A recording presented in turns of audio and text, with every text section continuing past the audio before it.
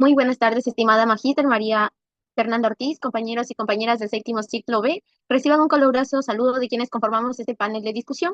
Es un gusto darles la bienvenida en este espacio de aprendizaje titulado Evaluación Institucional como herramienta para la innovación, técnicas y estrategias para realizar innovaciones curriculares. Segmento en el cual nuestras panelistas abordarán la importancia de la evaluación institucional como base para la mejora continua, así como las técnicas y estrategias que favorecen la implementación de innovaciones curriculares con el propósito de fortalecer la calidad educativa y responder de manera efectiva a las necesidades de la comunidad educativa. En esta tarde doy la bienvenida a nuestros tres panelistas, Giovanna Condolo, Victoria Rivas, Saida Labio, y quien les habla los acompaña como moderadora en este panel. Ahora bien, es importante destacar que la evaluación institucional constituye un proceso fundamental para analizar el funcionamiento de las instituciones educativas, identificar fortalezas y sobre todo detectar lo que son oportunidades de mejora. A través de este proceso se obtiene información valiosa que permite tomar decisiones informadas y promover cambios orientados al fortalecimiento de la calidad educativa. En este sentido, la innovación curricular surge como una respuesta a las nuevas demandas sociales y educativas, requiriendo la implementación de técnicas y estrategias que favorezcan procesos de enseñanza y aprendizaje más dinámicos, inclusivos y significativos. Como afirma Santos 2014, la evaluación institucional debe entenderse como una herramienta para la comprensión, la mejora y la transformación de las prácticas educativas más allá de un simple mecanismo de control. De esta manera, la evaluación institucional y la innovación curricular se articulan estrechamente, ya que la primera orienta la toma de decisiones y la segunda permite transformar la práctica pedagógica. De este modo, doy paso a nuestra primera panelista, Giovanna, para que nos dialogue sobre las técnicas e instrumentos de evaluación de la cultura institucional en educación. Bienvenida, Giovanna. Muchas gracias, estimada Anita. Efectivamente, en esta tarde les voy a dialogar un poco sobre este tema de gran relevancia, como es las técnicas e instrumentos de la evaluación institucional dentro de lo que es nuestra educación. Primeramente, quiero hacer hincapié en qué son y qué permiten esta, puesto que estos son instrumentos inicialmente que dejan mirar y observar lo externo, los productos culturales tangibles, para poder progresivamente ir adentrándonos en lo implícito y en los supuestos subyacentes. Estas técnicas e instrumentos nos permiten contrastar la información desde distintas miradas y enriquecer el análisis progresivamente, acercándonos paso a paso hacia los elementos centrales de lo que es la cultura institucional. Bien, adentrándonos en estas técnicas, primeramente les voy a hablar sobre lo que es la observación participante, ya que esta forma parte de lo que es la técnica etnográfica, que principalmente sirve para evaluar lo que es la cultura institucional, ya que se registran aquí lo que son las interacciones, las actividades significativas en notas de campo, priorizando lo más relevante para poder obtener información directa y fiel con las palabras de los protagonistas sin intermediarios, adaptándose de forma flexible a medida que avanza la investigación. Dentro de la observación en la cultura institucional podemos observar lo que son incidentes críticos que revelan los valores o presunciones culturales, asimismo lo que son las historias y anécdotas que muestran lo que la institución considera importante, asimismo lo que son las relaciones con el entorno, como los vínculos con la administración, la familia y la comunidad.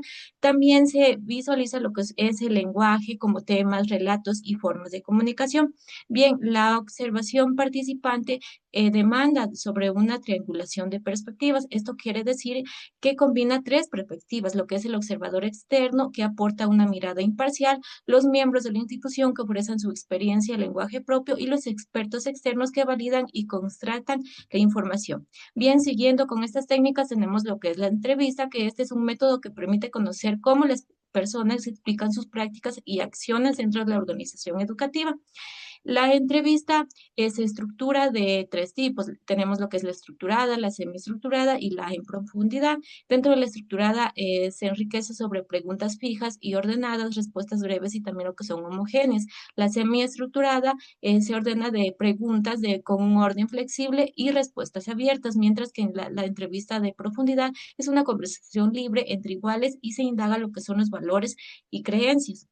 Quiero acotar que la entrevista favorece lo que es la reflexión personal, la comprensión de perspectivas y la triangulización entre el profesorado, alumno y familias.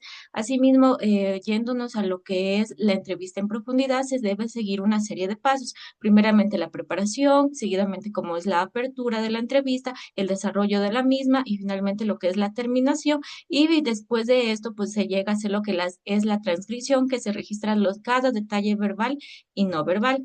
Bien, siguiendo con estas técnicas, tenemos lo que son los grupos de discusión, que esta es una técnica no directiva que reúne entre 7 a 10 personas de la comunidad educativa para poder debatir sobre la cultura institucional. Se busca explicar intereses, creencias y opiniones, captando cómo perciben y explican la realidad educativa.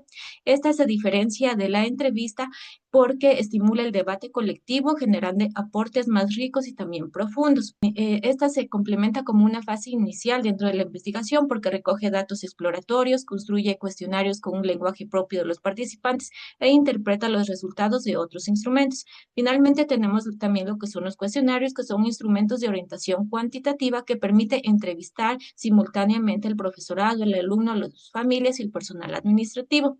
Esta es útil para poder verificar lo que son datos obtenidos en observación y la entrevista. También tiene como ventajas la aplicación rápida, el estímulo idéntico para muchos y la acumulación de datos con facilidad. Por último, dentro de los cuestionarios hay de tres tipos, lo que son los cerrados, que vienen a ser con respuestas breves de sí o no, también los abiertos, que son respuestas libres, más profundas, pero difíciles de analizar, y también lo que son los mixtos, que se combina de ambos, de los cerrados y los abiertos. Muchas gracias. Muchas gracias, Giovanna. Seguidamente recibimos a Victoria, quien nos compartirá información relevante sobre el desarrollo y cambio de la cultura institucional en educación, específicamente sobre la evolución natural de la cultura institucional. Adelante, Victoria. Bien, gracias estimada Anita por el espacio. Buenas tardes, estimada Magíster, apreciados compañeros del ciclo 7 Paralelo B. Efectivamente, el día de hoy les voy a hablar acerca del desarrollo y cambio de la cultura institucional en la educación. Específicamente me centraré en la evolución natural de la cultura institucional. Para entrar en contexto, es importante manifestar que la cultura institucional es un proceso aprendido que se desarrolla progresivamente dentro de las organizaciones educativas a lo largo del tiempo. Por ende, este proceso es continuo y permite a las instituciones adquirir nuevos aprendizajes, adaptarse a los cambios y fortalecer su capacidad de evolución permanente, es lo que nos menciona Díez en el año 2006. Seguidamente les voy a hablar acerca de las fases del desarrollo de la cultura organizacional. Como podemos observar en la infografía, son tres. La primera fase es el surgimiento y primeros tiempos. Esta se caracteriza por una cultura orientada a la competencia y una fuerte cohesión o encuentro, podríamos decirlo, entre el líder educativo y el colectivo docente dentro de las instituciones educativas. La segunda fase es la fase de expansión, misma que ocurre cuando la organización alcanza un nivel mínimo de formalización y estructura. En esta etapa se consolidan lo que son valores, creencias y demás normas compartidas que le otorgan una identidad cultural ya a la institución educativa. Y finalmente tenemos la fase de la madurez. Esta última etapa en sí se alcanza ya una mayor estabilidad organizacional y esta puede manifestarse como profundización de la cultura o en algunos casos como disgregación, lo que puede generar resistencia al cambio o también lo que es la aceptación a la innovación o también resistencia a la misma. Además, también en esta última fase es importante mencionar que tienden a aparecer comportamientos más individualistas y una mayor diferenciación de funciones y categorías laborales mediante la división, estructuración y racionalización del trabajo. Bien, a partir de estas fases surge lo que es el modelo cíclico del cambio cultural, el cual se da en 6 procesos. Primeramente tenemos el proceso de percepción de una crisis. Aquí ya las prácticas organizacionales y las habilidades de liderazgo existentes comienzan a ser cuestionadas, es decir, el colectivo docente ya empieza como que a cuestionar las decisiones o reglamentos que plantea, en este caso, el líder educativo. El segundo proceso hace enfoque a lo que es la ruptura cultural. Aquí se debilitan o cuestionan los símbolos, los valores y las creencias que sustentan la cultura institucional. Y a raíz de esto surge el tercer proceso, mismo que se centra en la aparición de nuevos líderes educativos, es decir, aquí surgen líderes con nuevas ideas y enfoques para afrontar y resolver la crisis educativa. Luego tenemos el cuarto proceso, mismo que hace enfoque a lo que es el conflicto entre culturas, es decir, aquí se genera ya una confrontación entre quienes defienden el liderazgo tradicional y quienes apoyan el nuevo liderazgo. Seguidamente tenemos el quinto proceso, pero ¿qué pasa aquí? Aquí ya se consolida el nuevo liderazgo, es decir, los nuevos líderes ganan credibilidad y son reconocidos por la élite cultural de la organización. Finalmente tenemos el sexto proceso, el cual ya establece lo que es una nueva cultura institucional. Por ende, la nueva visión se fortalece mediante la implementación de valores, de normas y prácticas que conforman un nuevo modelo de cultura institucional. Bien, seguidamente también tenemos los que son las etapas de socialización de la cultura institucional que tiene que en sí atravesar un nuevo integrante para integrarse a una institución educativa. Como podemos observar, también tenemos tres. Primeramente tenemos la etapa antes de la llegada. En esta etapa, la persona o el profesional que ingresa a una determinada institución por primera vez ya trae consigo lo que es un conjunto previo de valores, de actitudes, creencias y expectativas relacionadas con el trabajo y por ende con la organización. Seguidamente tenemos la etapa del encuentro, que vendría a ser la segunda etapa. Aquí el profesional empieza ya a realizar un contraste, es decir, a comparar sus expectativas sobre el trabajo, sobre sus compañeros, el equipo directivo, el alumnado y la institución como tal, en lo cual ya se va a encontrar con la realidad. En esta etapa puede existir, por ende, una coincidencia o una discrepancia entre lo esperado y lo vivido realmente. Y finalmente tenemos la etapa de la metamorfosis, que es la última etapa y en sí podría decir la más importante, porque la persona aquí ya se adapta, ya se integra plenamente a la institución educativa y por ende ha interiorizado las normas, los valores y formas de trabajo institucional, se siente también cómodo en su entorno laboral y es aceptado por sus compañeros como un miembro más de la institución, un miembro confiable, responsable y sobre todo comprometido con la institución educativa. Bien, para concluir con mi intervención, es importante manifestar que la cultura institucional es un proceso dinámico que se construye y transforma a través del tiempo mediante la interacción con sus miembros. Por ende, su desarrollo, cambio y socialización permiten fortalecer la identidad organizacional y favorecer la adaptación a los nuevos desafíos. Dentro del ámbito educativo, una cultura sólida contribuye al logro de objetivos institucionales y a la mejora continua del proceso de enseñanza-aprendizaje. Muchas gracias. Gracias, Victoria. Cabe destacar que sí, su tema de la evolución natural de la cultura institucional nos permite comprender cómo las instituciones educativas se transforman progresivamente a lo largo del tiempo, fortaleciendo su identidad, valores y prácticas desde su propia dinámica interna. En última parte, saludamos a Zaida con su ponencia sobre el proceso de cambio intencional de la cultura institucional. Te escuchamos, Zaida. Buenas tardes, estimada magíster, compañeras. En efecto, hoy voy a exponer sobre el tema que abarca lo que es el proceso de cambio intencional de la cultura institucional en la educación. Bien, en primer lugar es importante entender que la cultura institucional está formada por los valores, creencias, normas y formas de actuar que comparten los miembros de una institución educativa. Ahora bien, lo que es el cambio intencional de la cultura institucional lo podemos entender como un proceso planificado y consciente que busca mejorar la organización educativa, adaptándola a nuevas necesidades y fortaleciendo la calidad educativa. Este cambio es necesario porque nos va a permitir responder a los desafíos actuales, mejorar los resultados institucionales y promover una cultura de innovación y aprendizaje continuo. Sin embargo, cambiar una cultura institucional no es fácil, ya que existen resistencias al cambio, ya que muchas personas se sienten seguras con las prácticas y creencias que han funcionado durante años. Además, el cambio puede generar incertidumbre y temor. Por esta razón, el cambio debe ser compartido por toda la comunidad educativa, incluyendo directivos, docentes, estudiantes y familias, ya que la participación de todos favorece el compromiso y el logro de los objetivos propuestos. Por ello, para impulsar el cambio cultural se pueden aplicar diversas estrategias.